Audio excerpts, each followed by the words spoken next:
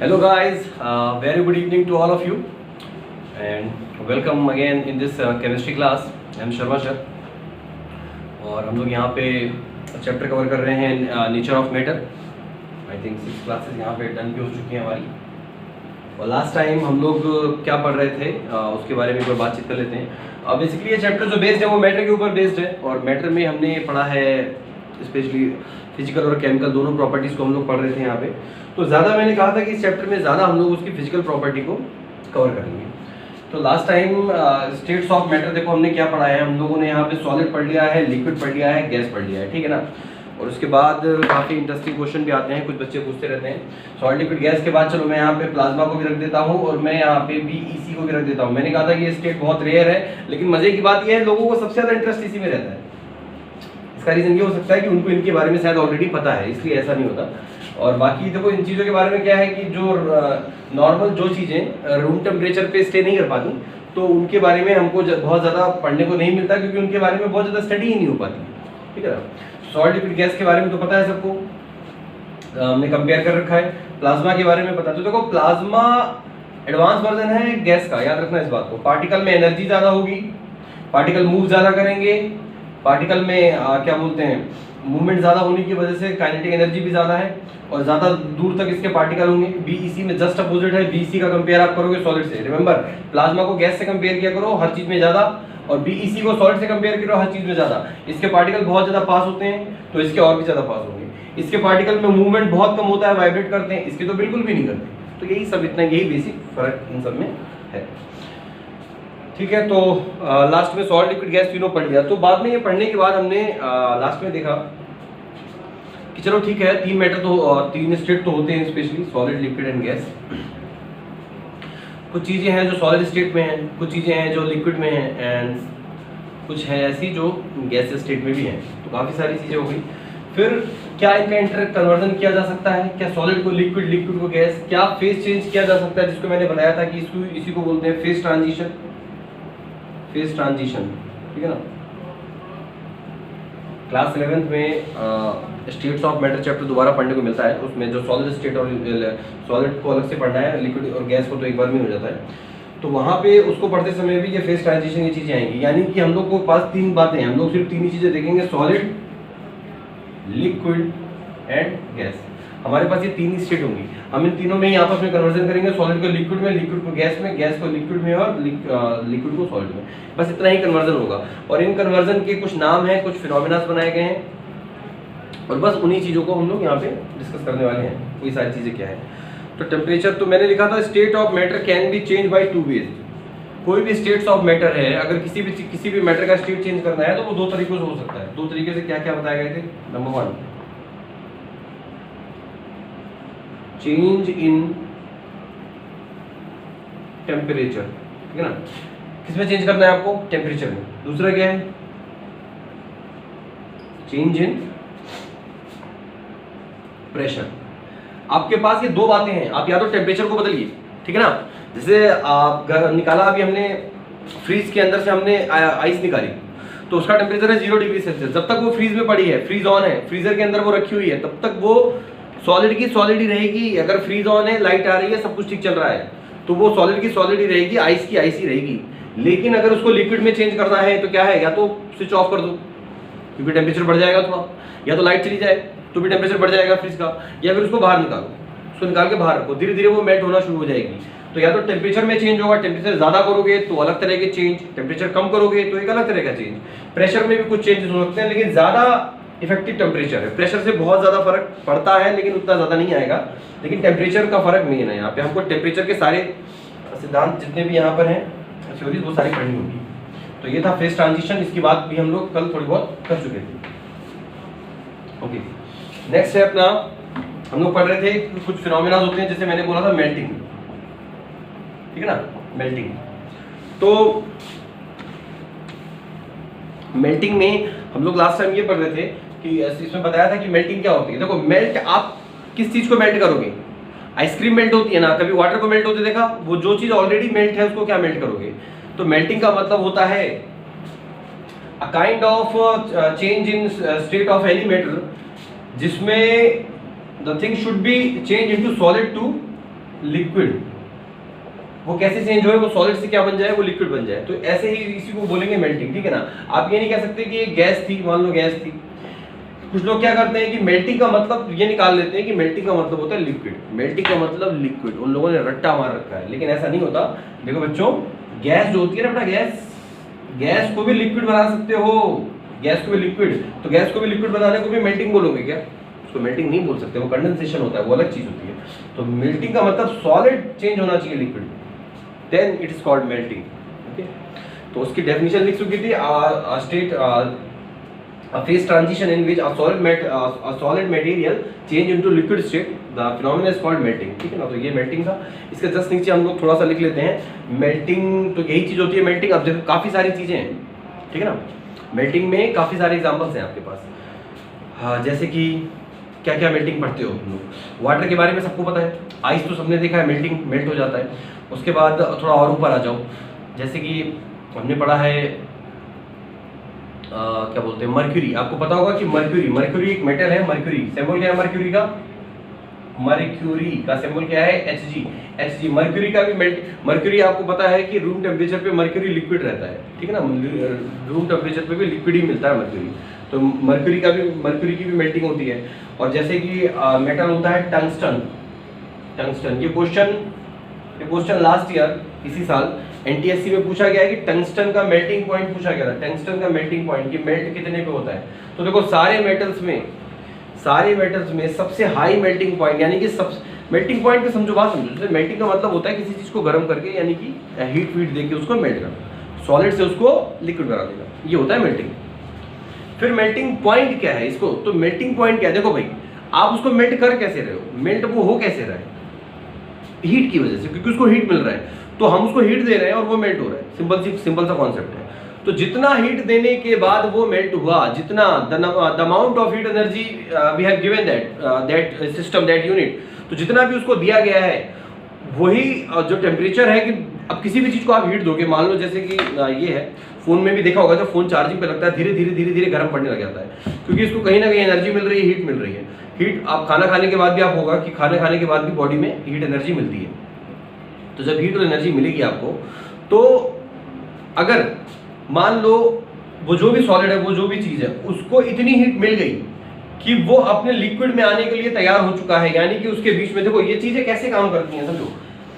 एक मान लो कोई चीज थी, तो ये मान लो सॉलिड है। अब सॉलिड है तो इसके पार्टिकल की स्थिति क्या है? बहुत ज्यादा पास या बहुत ज्यादा दूर?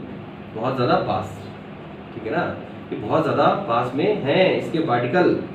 अब अगर आपने इसको हीट दिया, इसको गर्म किया, गर्म करने से क्या होगा? कुछ चेंज आएगा, इसके पार्टिकल मूव करने लगेंगे, थोड़ा थोड़ा दूर हो जाएंगे, मूवमेंट इनका बढ़ने लगेगा, ठीक है ना, इनका मूवमेंट बढ़ने लगेगा, और मूवमेंट बढ़ने की वजह से इसके पार्टिकल थोड़ा बहुत दूर जाने लगेंगे। तो सारा खेल किसका? हीट का। इसीलिए तुमको शुरुआत में इतने दिनों तक मॉलिक्यूलर कॉन्सेप्ट समझाया है किसका। ये बातें याद रखना, हर मैटर छोटे छोटे पार्टिकल से मिलकर बना है, पार्टिकल मूव करते हैं, पार्टिकल के बीच में स्पेस है, आप उसको एनर्जी दोगे यानी कि गर्म करोगे तो पार्टिकल को एनर्जी मिल जाएगी और वो मोशन करने लगेंगे, और मोशन की वजह से जो एनर्जी होती है उसको काइनेटिक एनर्जी कहते हैं। एनर्जी ज्यादा होगी तो मोशन ज्यादा होगा, पार्टिकल दूर हो जाएंगे, सॉलिड से लिक्विड, बाद में लिक्विड से गैस भी बनेंगे। तो ये है पूरी कहानी, ठीक है। तो इस तरह से ये चीजें काम करती हैं। मेल्टिंग पढ़ चुके हैं, नेक्स्ट अब पढ़ेंगे मेल्टिंग पॉइंट। और ये सब थोड़ा मोड़ा तो तुमको पहले से भी पता है, लेकिन कुछ ऐसी चीजें भी इसमें काफी हैं जो जिसके बारे में आपको आइडिया भी नहीं है, तो वो भी हम पढ़ेंगे। Okay, this is melting. So next one is melting point. Melting point, her phenomena का एक पॉइंट मिलेगा। जैसे बॉइलिंग पढ़ोगे तो बाद में पढ़ोगे बॉइलिंग पॉइंट, जैसे कि फ्रीजिंग पढ़ोगे तो फ्रीजिंग पॉइंट भी होगा। तो इस तरह से मेल्टिंग एक प्रोसेस है।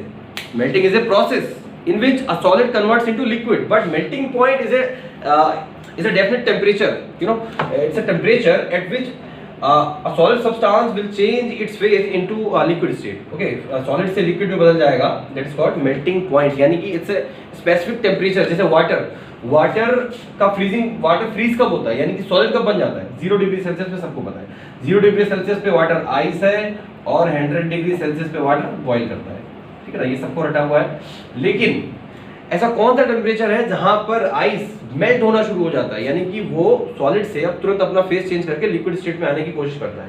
तो एक बात हमेशा याद रखना, ये कॉन्सेप्ट दिमाग में अच्छे से डाल लो, बहुत ज़्यादा इसमें टेंशन नहीं लेनी है।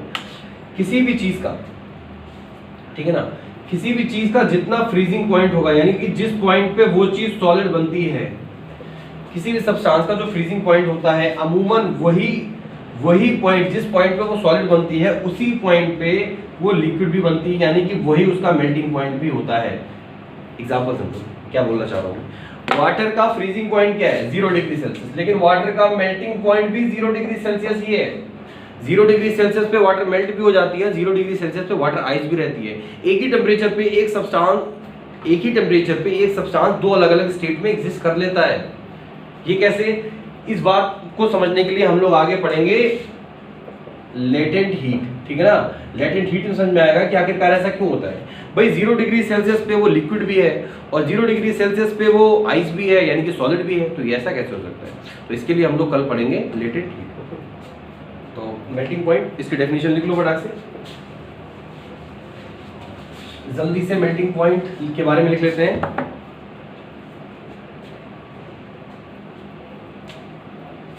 तो मेल्टिंग पॉइंट देखो, मेल्टिंग पॉइंट हर किसी का अलग है। जैसे ये है, इसका एक अलग मेल्टिंग पॉइंट है, गोल्ड का अलग मेल्टिंग पॉइंट है, सिल्वर का अलग मेल्टिंग पॉइंट है, वाटर का अलग मेल्टिंग पॉइंट है, सब चीजों के अलग अलग मेल्टिंग पॉइंट है।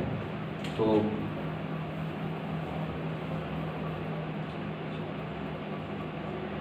डेफिनेशन है the temperature at which a solid substance converts into liquid state is called the melting point of that substance, ठीक है ना।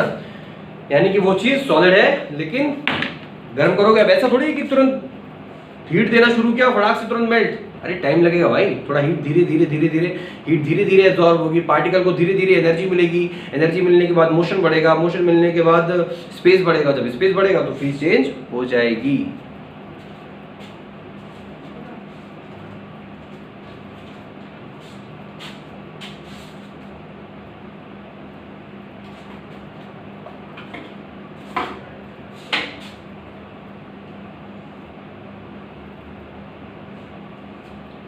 ठीक है, so this is melting point.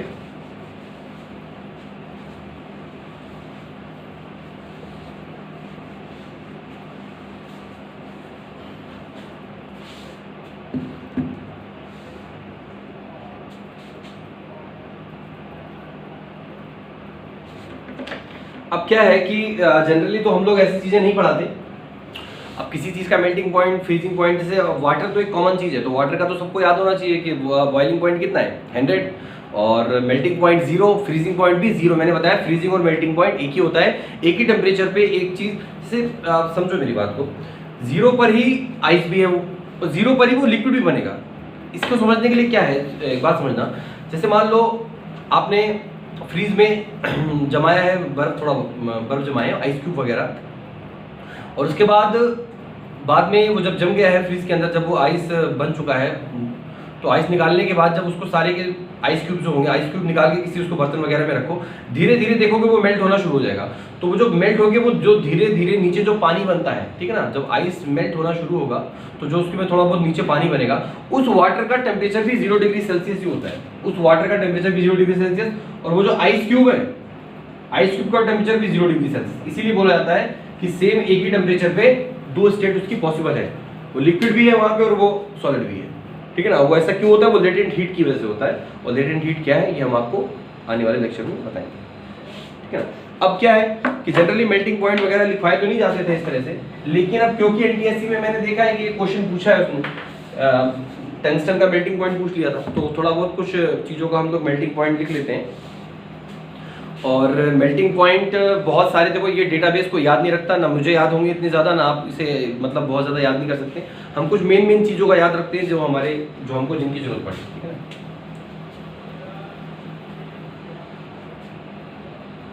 Heading रहेगी मेल्टिंग पॉइंट ऑफ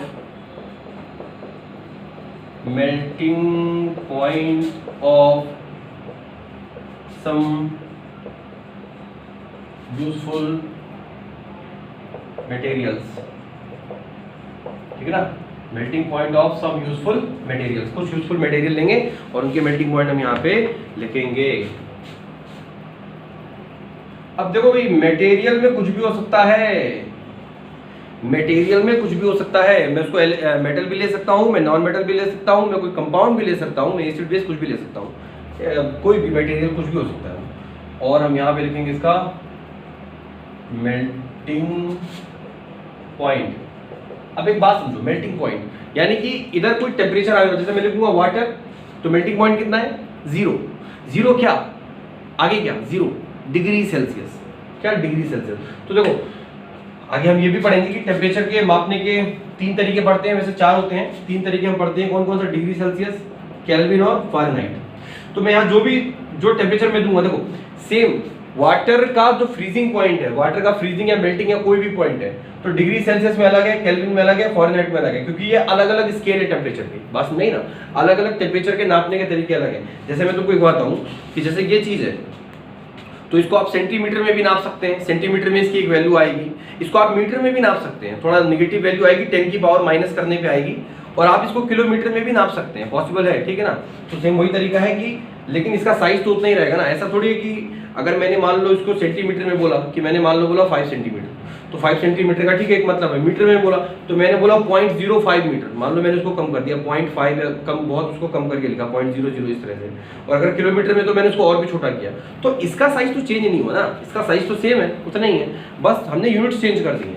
उसी प्रकार टेम्परेचर को भी मापने के अलग अलग तरीके हो सकते हैं। जनरली जो हम लोग बात करते हैं तो हम लोग सेल्सियस में ही करते हैं, बोलते नहीं कि आज टेम्परेचर कितना है, बोले आज लातूर में गर्मी है, आज 35 डिग्री हो गया, आज 40 डिग्री हो गया, तो वो क्या बोलते हैं? 40 डिग्री सेल्सियस की बात होती है, ठीक है ना। तो इंडिया में सबसे ज्यादा यूज किया जाने वाला डिग्री सेल्सियस है। जनरली जो सबसे ज्यादा यूज होता है वो केल्विन होता है, लेकिन इंडिया में सबसे ज्यादा हम लोग कौन सा करते हैं? Celsius.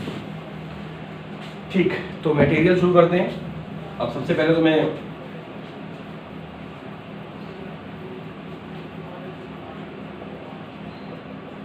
Water ice, fresh water ice, चलो सबसे पहले देख लेते हैं फ्रेश वाटर आइस। जो पानी जो प्योर होता है, जो फ्रेश वाटर होता है, उसका कितना होता है?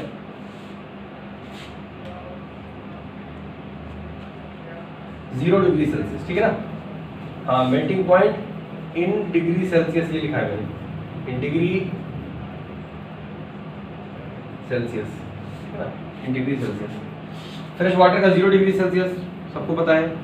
दूसरा सी वाटर। अब देखो फ्रेश वाटर एक अलग तरह का वाटर है, सी वाटर और फ्रेश वाटर में फर्क क्या है? किस चीज का फर्क है? फर्क ये है कि फ्रेश वाटर तो बिल्कुल प्योर है, लेकिन जो सी वाटर होता है उसके अंदर थोड़े बहुत सॉल्ट वगैरह भी डिजोल्व है, ठीक है ना, सॉल्ट भी डिजोल्व है। तो वो सिर्फ पानी नहीं है, पानी के अंदर भी चीजें हैं, पानी के अंदर भी कुछ है, तो उसका फर्क पड़ेगा कि नहीं पड़ेगा? बिल्कुल पड़ेगा, है ना। सिर्फ वाटर होता तो उसका फ्रीजिंग पॉइंट, मेल्टिंग पॉइंट अलग होता, लेकिन अब उसके अंदर तुमने कुछ डिसॉल्व कर दिया है, तो उसके मेल्टिंग पॉइंट में फर्क आएगा कि नहीं आएगा? बिल्कुल आएगा, ठीक है ना। तो वही है, तो मेल्टिंग पॉइंट थोड़ा सा लो चला जाता है। तो फ्रेश वाटर, अब इसके क्या बोलते हैं? सी वाटर आइस का लगभग होता है -2.7 डिग्री सेल्सियस, ठीक है ना। ये माइनस में -2.7 डिग्री सेल्सियस अराउंड होता है। ठीक, अब हम दूसरी चीज़ पे आते हैं, मेल्ट होने की और क्या क्या पॉइंट हो सकते हैं।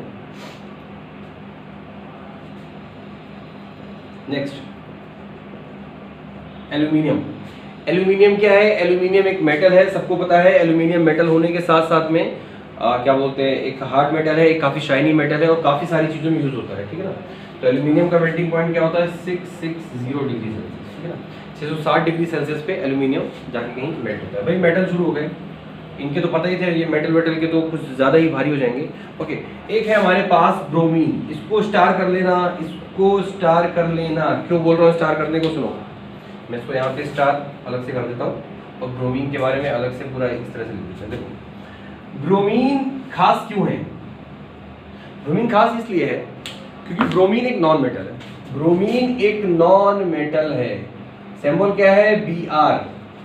और खास बात यह है कि ब्रोमीन एक इकलौता ऐसा नॉन मेटल है जो लिक्विड फॉर्म में पाया जाता है, जो लिक्विड फॉर्म में मिलता है रूम टेम्परेचर पे, यानी कि 25, 30, 20 डिग्री सेल्सियस पे वो लिक्विड मिलता है। तो ब्रोमीन का मेल्टिंग पॉइंट जो है हमारा यहाँ पे that is -7.2 degree Celsius, -7.2 degree Celsius, ठीक है ना, -7.2 डिग्री सेल्सियस, यानी -7.2 डिग्री से। अब अगर इससे भी नीचे जाओगे, समझो मेरी बात को, इसका मतलब क्या होता है?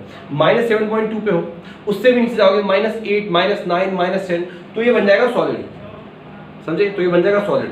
फिर धीरे धीरे जब उसका टेम्परेचर बढ़ाओगे -7 तब ये बन जाएगा लिक्विड, और इसके बाद ये आगे लिक्विड ही रहेगा। 10 डिग्री सेल्सियस पे भी लिक्विड है, 20, 30, 40, 50 पे भी लिक्विड है, तब तक लिक्विड है जब तक ये इसने बॉइलिंग पॉइंट पे ना पहुंच जाए। बढ़ते बढ़ते बढ़ते बढ़ते आप एक समय इसके बॉइलिंग पॉइंट पे पहुंच जाओगे। बॉइलिंग पॉइंट पे क्या होगा? फिर वो क्या बन जाएगा? गैस बन जाएगा। तो देखो ये पूरी बात समझ में आ रही है। देखो पूरा चार्ट बहुत ईजी है। एक चीज होती है सॉलिड, बाद में उसको गर्म करोगे तो क्या हो जाएगी? लिक्विड, और बाद में बनेगी गैस। तो समझो सॉलिड और गैस, ये होता है बॉइलिंग पॉइंट और ये होता है इसका फ्रीजिंग पॉइंट। इसके बीच का जितना भी टेम्परेचर है उस टेम्परेचर में वो चीज क्या रहेगी? वो हमेशा लिक्विड रहेगी। जैसे वाटर 100 डिग्री सेल्सियस पे क्या बनता है? वाटर 100 डिग्री सेल्सियस पे, जैसे मान लो ये वाटर है H2, 100 डिग्री सेल्सियस पे क्या बन जाएगा? गैस। 0 डिग्री सेल्सियस पे क्या बन जाता है? सॉलिड। और इसके बीच में इन दो पूरे यानी कि 1 से लेकर 99 तक वाटर क्या रहता है? लिक्विड रहता है, ठीक है ना। तो ये कुछ कॉन्सेप्ट है बेसिक जो आपको समझने चाहिए। ब्रोमीन को भी याद रखना है कि -7.2 डिग्री सेल्सियस होता है, माइनस में होता है। इसके बाद और भी कुछ मेटल्स वगैरह लिख लेते हैं।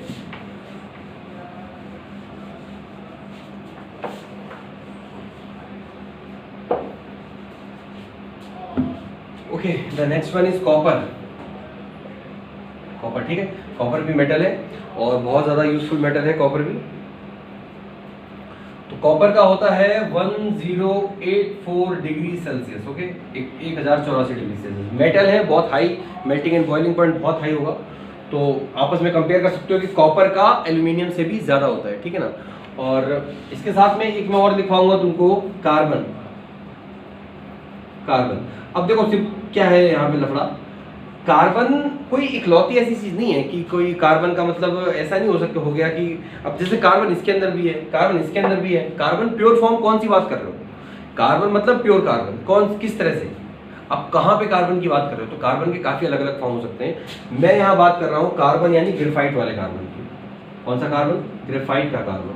ग्रेफाइट का कार्बन जो होता है, ग्रेफाइट हो गया और क्या बोलते हैं डायमंड में हो गया, ऑलमोस्ट एक जैसी ही बातें होती हैं।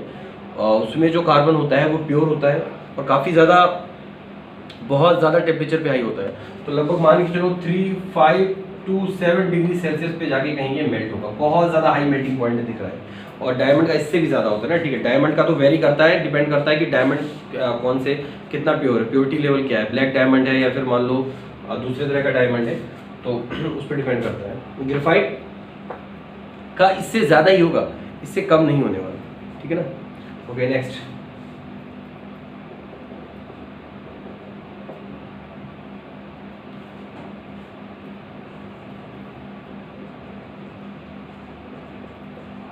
नेक्स्ट इज गोल्ड, ठीक है ना। अगला गोल्ड। गोल्ड भी एक काफी अच्छा यूजफुल मेटल है, बहुत ज्यादा काम आता है। 1064 degree Celsius, 1064 degree Celsius around इसका टेम्परेचर होता है। इसके बाद पॉइंट में भी है 0.12, 0.18। मैं पॉइंट वाला नहीं लिखवा रहा हूँ, अगर आपको इतना भी याद है तो बहुत बड़ी बात है, ठीक है ना। इतना ज़्यादा डेप्थ में जाने की जरूरत नहीं है। इसके बाद एक हमारा और बहुत यूजफुल मेटल है, दैट इज आयरन, ठीक है ना। आयरन बहुत ज़्यादा काम आता है, आयरन बहुत ज़्यादा यूजफुल मटेरियल है।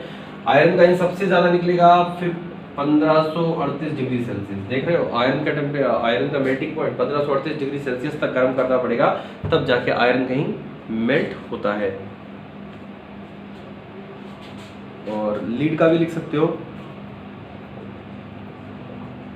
लीड का कितना होता है? 327 degree Celsius,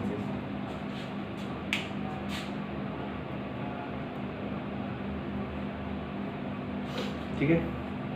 copper, carbon, gold, iron, lead. डालते हैं इसको।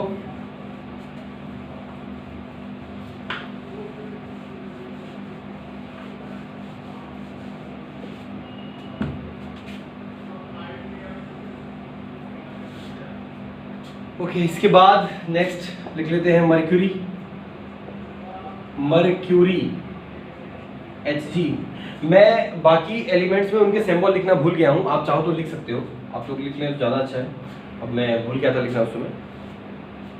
मर्क्यूरी का है -38 डिग्री सेल्सियस, -38.83 होता है लेकिन 38 लिख दिया है।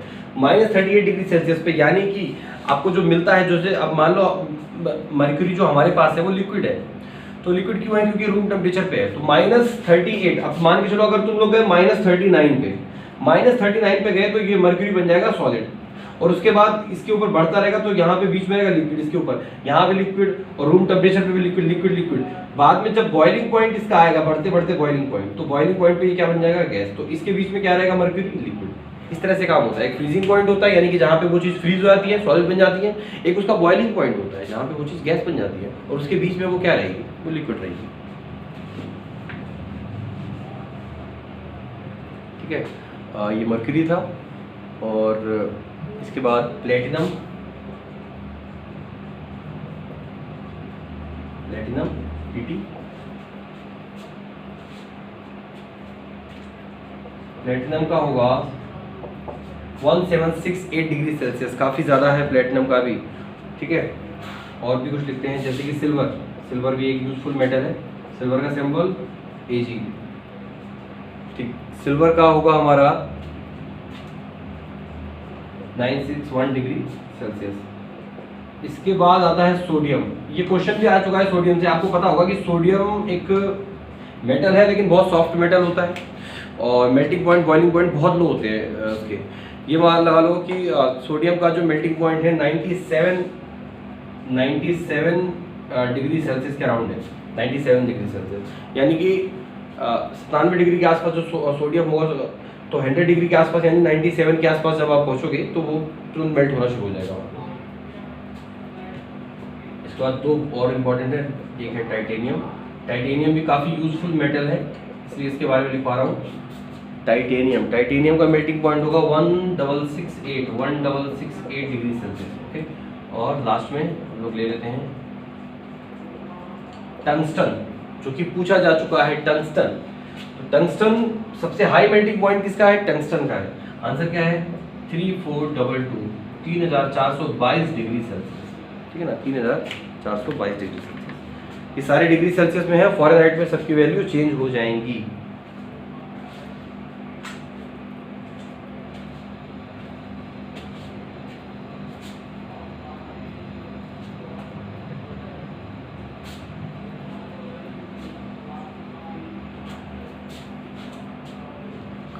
ठीक है, तो हम इसको अभी यहाँ पे रख करते हैं, और एक दो चीज़ें और लिख लें, जैसे कि जिनकी हमें ज़रूरत पड़ जाती है। तो एक साइड में हम लोग लिख लेते हैं मटेरियल, और दूसरी साइड में इनके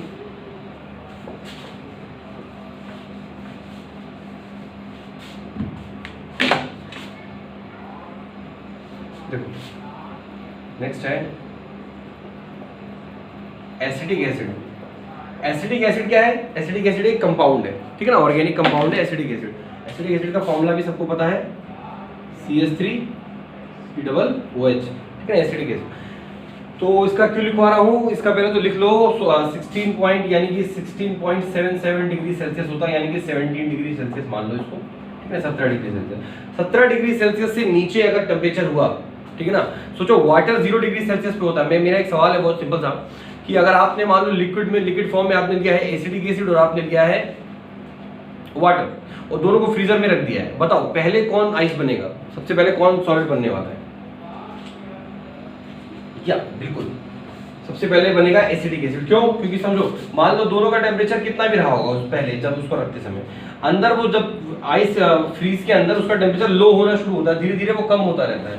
तो बताओ 0 डिग्री पहले आएगा या फिर 67.7? तो जाहिर सी बात है, अगर आपने मान लो 40 डिग्री से शुरू किया है, आप कम कर रहे हो तो पहले ये आएगा, बाद में 0 आएगा। तो इसीलिए पहले कौन आइस बनेगा? पहले एसिडिक एसिड आइस बन जाएगा, ठीक है ना। तो इस बार एनटीएससी में एक क्वेश्चन ये भी आया था। अब आप लोग क्योंकि 9th में हो तो आप लोगों को तो एनटीएससी का थोड़ा बहुत ज्ञान अभी से होना चाहिए, है ना। तो एसिडिक एसिड, इसमें क्वेश्चन ये आया था कि 4 ऑप्शन दिए हुए थे और क्वेश्चन ये पूछा गया था कि ABCD में से इनमें से कौन सा ऐसा एसिड है जो ठंड के दिनों में यानी कि विंटर सीजन में आइस के क्रिस्टल जैसा बन जाता है, ग्लेशियर जैसा लगने लगा, जैसे ग्लेशियर्स होते हैं ना, वो ग्लेशियर जैसा लगने लगा था। तो ये क्वेश्चन था। तो इसके लिए जरूरी ऑप्शन क्या था? इसके लिए तुमको ये पता होना चाहिए था कि ABCD अगर चारों के आपको मेल्टिंग पॉइंट या फिर फ्रीजिंग पॉइंट पता थे तब उसका आंसर निकाला जा सकता था। तो एक बात को समझो कि ठंड के दिनों की बात कर रहा है, यानी विंटर सीजन, यानी विंटर का मतलब हो गया कि टेम्परेचर अराउंड 20 से नीचे चला जाएगा। 20 से नीचे यानी कि कौन सी ऐसी चीजें जो 20 से नीचे पर फ्रीज हो सकती है, यानी कि 20 से नीचे और मान लो 0 से ऊपर पे। तो चारों ऑप्शन में सिर्फ एसिडिक एसिड ही ऐसा था कि 16.77 के नीचे ये फ्रीज हो जाता है, यानी कि आइस बन जाएगा और इसके ऊपर पे ये मेल्ट होके लिक्विड फॉर्म में रहेगा। तो ये था एसिडिक एसिड का। और एक बहुत इंपॉर्टेंट कंपाउंड होता है ऑर्गेनिक में जो हम पढ़ते हैं, दैट इज बेंजीन। बेंजीन का फॉर्मूला भी लिख सकते हो C6H6, बेंजीन, ठीक है। और बेंजीन का मेल्टिंग पॉइंट है 5.72 डिग्री सेल्सियस, ठीक है ना। बेंजीन पे यूजफुल है।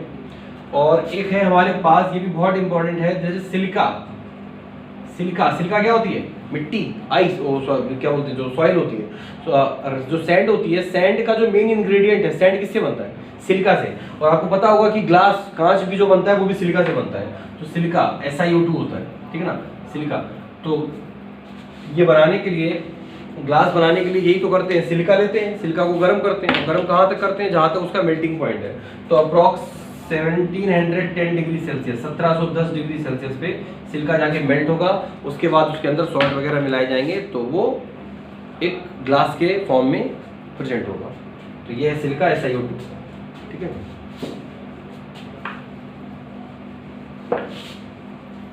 एक हमको पढ़ना चाहिए सोडियम क्लोराइड। सोडियम क्लोराइड हमारा काफी ज्यादा इंपॉर्टेंट कंपाउंड है, सोडियम क्लोराइड।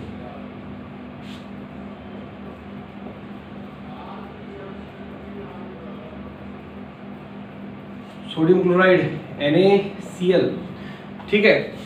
जो नमक दिख रहा है, नमक, घर में नमक है, सॉल्ट, उसका मेल्ट होने का क्या पॉइंट है? यानी कि उसको देखो, उसको वो मेल्ट अपने आप कहाँ होगा? और एक बात और समझो, मेल्ट होने का मतलब होता है सॉलिड से लिक्विड में बदलना। आप ये मत सोचना कि आप उसको लेके पानी में डाल दे रहे हो तो भी तो लिक्विड हो गया, नजर नहीं आ रहा है तो लिक्विड, ऐसा कुछ भी नहीं होता। वो वहां पे बस ब्रेक होता है आयंस में। मेल्ट होने का मतलब ये है कि भाई मेल्ट कोई चीज कब होगी? ठंडा करने पे या गर्म करने पे? जाहिर सी बात है गर्म करने पे। आइसक्रीम फ्रीज के अंदर मेल्ट नहीं होती, बाहर निकालने पे मेल्ट होती है, क्योंकि बाहर का टेम्परेचर अंदर से, फ्रीज के अंदर से ज्यादा होता है। तो सोडियम क्लोराइड है NaCl, तो इसका मेल्टिंग पॉइंट क्या है? लगभग 801 डिग्री सेल्सियस पे ये जाके मेल्ट होती है, 801 डिग्री सेल्सियस। नमक रख दो, उसको गर्म करते रहो। जब 800 डिग्री के अराउंड उसका टेम्परेचर पहुंचेगा तो वो अपने आप मेल्ट हो जाएगी, ठीक है। तो ये इतने सारे हम लोगों ने मेल्टिंग पॉइंट लिए हैं। कुछ इंपॉर्टेंट है इसमें से काफ़ी सारे, आप उनको लिख लीजिएगा, जैसे मरकरी, NaCl और ये सब आपको याद होने चाहिए। तो बहुत अच्छी बात है। टंगस्टन का पूछा भी जा चुका है, किसी का भी पूछा जा सकता है। तो लास्ट ईयर एनटीएससी पे जो 2 प्रकार के क्वेश्चन बने थे, एक एसिटिक एसिड से बना था, एक टंगस्टन से बना था, उन दोनों को मैंने यहाँ पे ऑलरेडी मेंशन कर दिया है।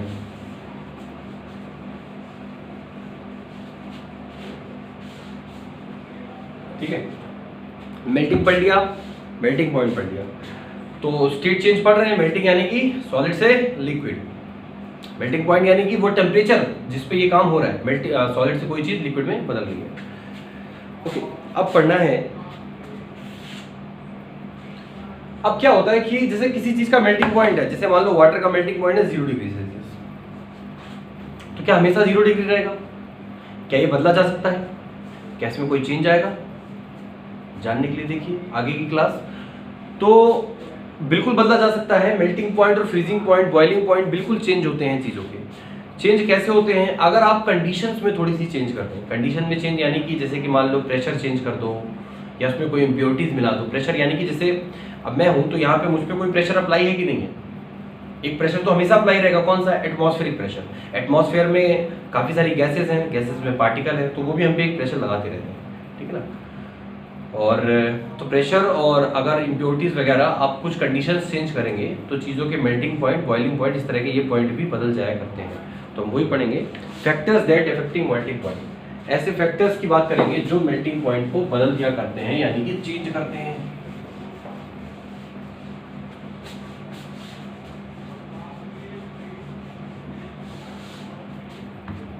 नेक्स्ट हेडिंग है factors that affecting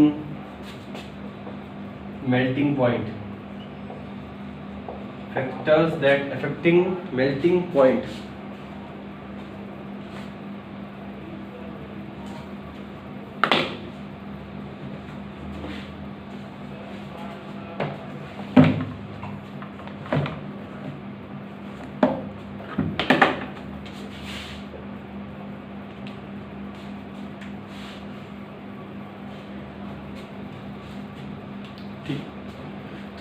melting point को कौन कौन से फैक्टर चेंज कर सकते हैं, इसके बारे में हम बात कर रहे थे कि क्या ऐसा किया जाए। तो नंबर वन देखो, नंबर वन है इफेक्ट ऑफ प्रेशर। कि प्रेशर में चेंज कैसे करोगे, इफेक्ट ऑफ प्रेशर, यानी कि प्रेशर बढ़ा रहे हो। जैसे वाटर है, वाटर का मेल्टिंग पॉइंट है जो आइस का 0 डिग्री सेल्सियस, तो क्या वो 0 डिग्री सेल्सियस से बदल सकता है, क्या 0 से माइनस में जा सकता है, या 0 से मान लो ऊपर आ सकता है 5 डिग्री। क्या ऐसा पॉसिबिलिटी है कि वाटर 5 डिग्री सेल्सियस पे मेल्ट होना शुरू हो जाए 0 की जगह, या फिर -5 डिग्री पे मेल्ट होना शुरू हो जाए, यानी कि इस तरह की चेंज। तो पहला है इफेक्ट ऑफ प्रेशर, कि प्रेशर में चेंज करेंगे और तब हमको ये चेंज होना मिलेगा। तो देखो प्रेशर के मामले में क्या होता है कि यहाँ पे दो बातें डिपेंड करती हैं, कि ये डिपेंड करता है जैसे प्रेशर से मेल्टिंग पॉइंट में क्या चेंज आ रहा है, ये डिपेंड करता है कि उस मैटर का नेचर क्या है। It depends on the nature of matter, ठीक, कि मैटर का नेचर क्या है। नेचर से मतलब दो बातें होती हैं, कुछ ऐसे सॉलिड होते हैं कि जब वो मेल्ट होते हैं, कुछ ऐसे सॉलिड हैं कि जब वो मेल्ट होते हैं यानी कि सॉलिड से लिक्विड में बदलते हैं तो वो खुद को एक्सपेंड करते हैं, उनका वॉल्यूम बढ़ जाता है। वॉल्यूम क्या करता है, बढ़ता है। तो वॉल्यूम बढ़ता है वो एक अलग कंडीशन है। कुछ ऐसे होते हैं कि जब वो मेल्ट होते हैं तो उनका वॉल्यूम कम हो जाता है। तो ये दो अलग अलग है।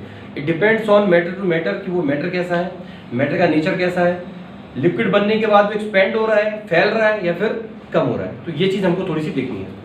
तो यहाँ पे दो फैक्टर है, दोनों को अलग अलग चेक किया जाएगा।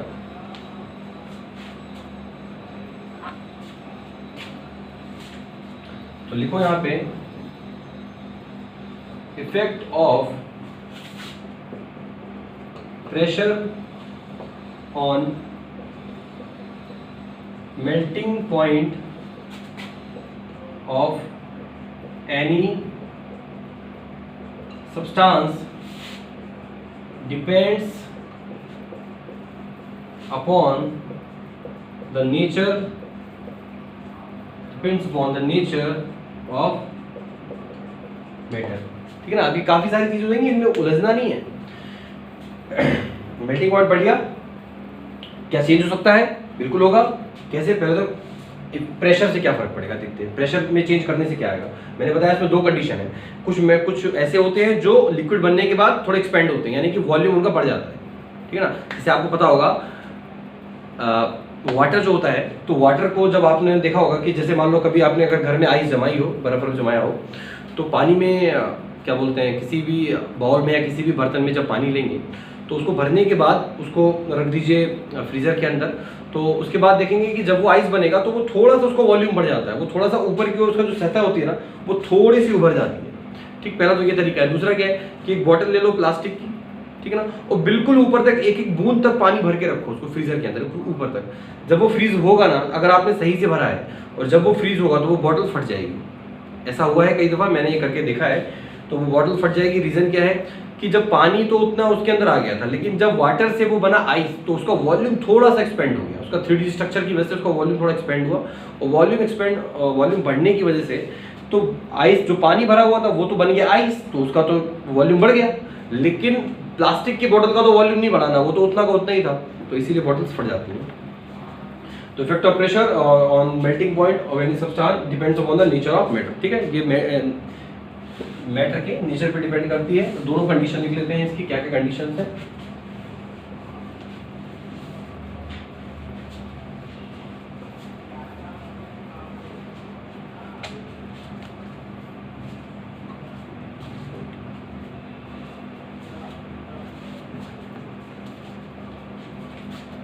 Okay,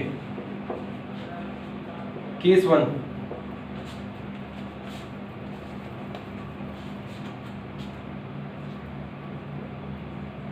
for solids which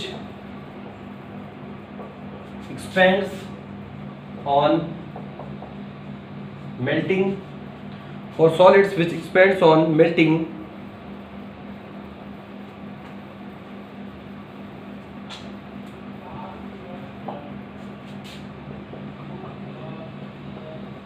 increase in pressure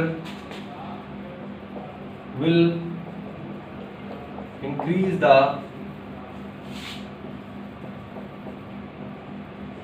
melting point। ठीक है, increase the pressure, increase the melting point। इसका रीजन भी लिख देते हैं, this is because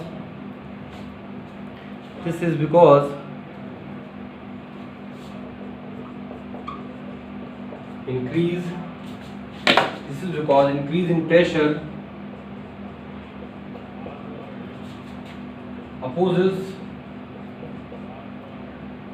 in pressure opposes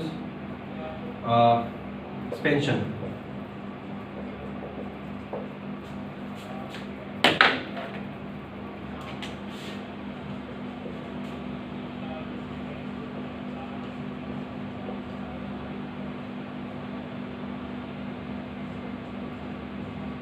paraffin wax,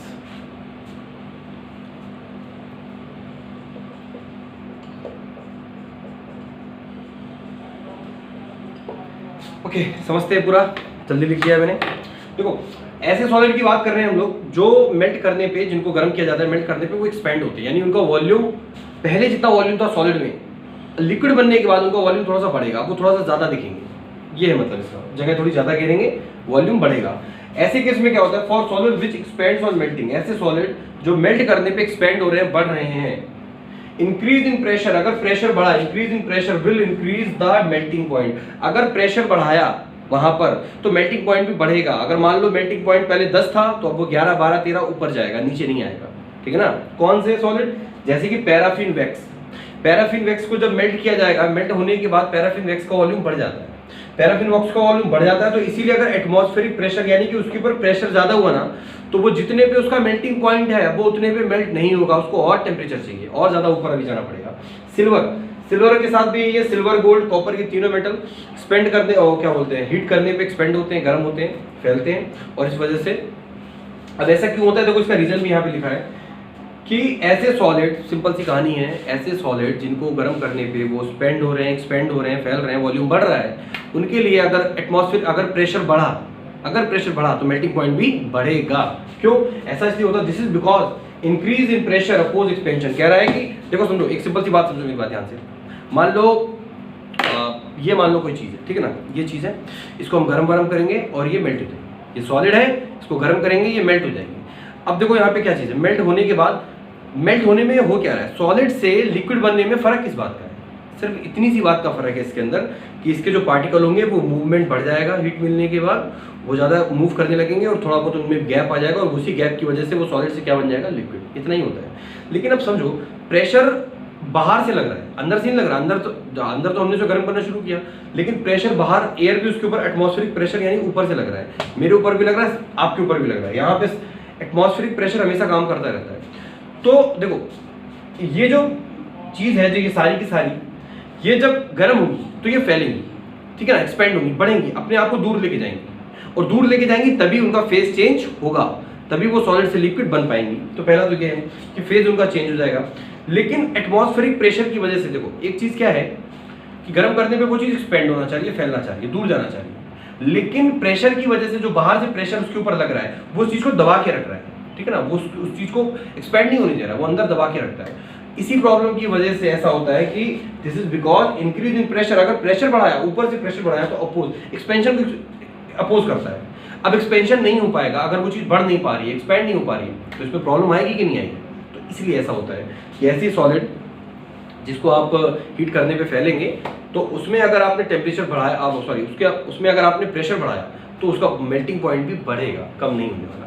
ठीक, तो पहला ये था, ये एग्जांपल है इसके इतने। ओके, नंबर 2,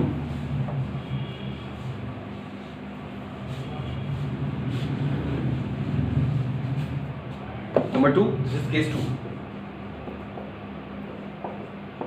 केस 2 में क्या है, ऐसे सॉलिड जो क्या बोलते हैं हीट करने पे कांटेक्ट होते हैं, यानी कि श्रिंक होते हैं, मेल्ट होते हैं, उसमें जस्ट उल्टा हो जाएगा।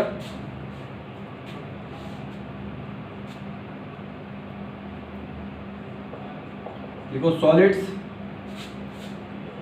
which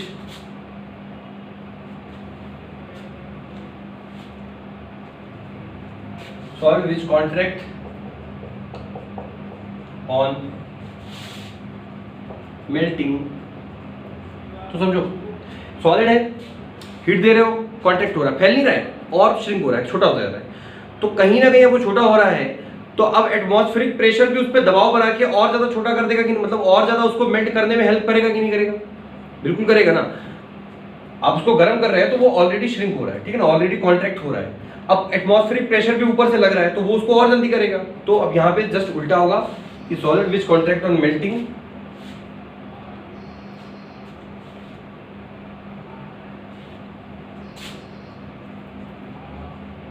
increase in pressure will decrease the melting point, is the melting point, last में इसकी वजह लिख देते हैं, this is because increase in pressure favour contraction, this is because increase in pressure, अगर प्रेशर बढ़ा, ठीक है ना, this is because increase in pressure, अगर प्रेशर बढ़ा, because increase in pressure will favour contraction, तो वो कॉन्ट्रैक्शन को हेल्प करेगा। देखो यार, दो तरह की बातें हैं, एक ऐसा था जो उसको गर्म कर रहे थे तो वो मूव, यानी कि वो उसका वॉल्यूम बढ़ रहा था, वो एक्सपेंड कर रहा था, फैल रहा था, बड़ा हो रहा था, तो उसमें प्रेशर उसको दिक्कत कर रहा था, तो मेल्टिंग पॉइंट और बढ़ेगा। यहाँ पे क्या है, वो ऑलरेडी श्रिंक हो रहा है, प्रेशर भी उसको और श्रिंक करेगा, तो मेल्टिंग पॉइंट कम हो जाएगा, ठीक है ना। Solid which contract on melting increase in pressure will decrease the melting point, decrease हो जाएगा, this is because increase in pressure will, क्योंकि जब प्रेशर इंक्रीज होगा तो वो कहीं ना कहीं कॉन्ट्रैक्शन, यानी जो चीज कॉन्ट्रैक्ट यानी कि वो सिकुड़ रही है, उसको और ज्यादा फेवर करेगा, ठीक है ना। इसके एग्जांपल लिख लो।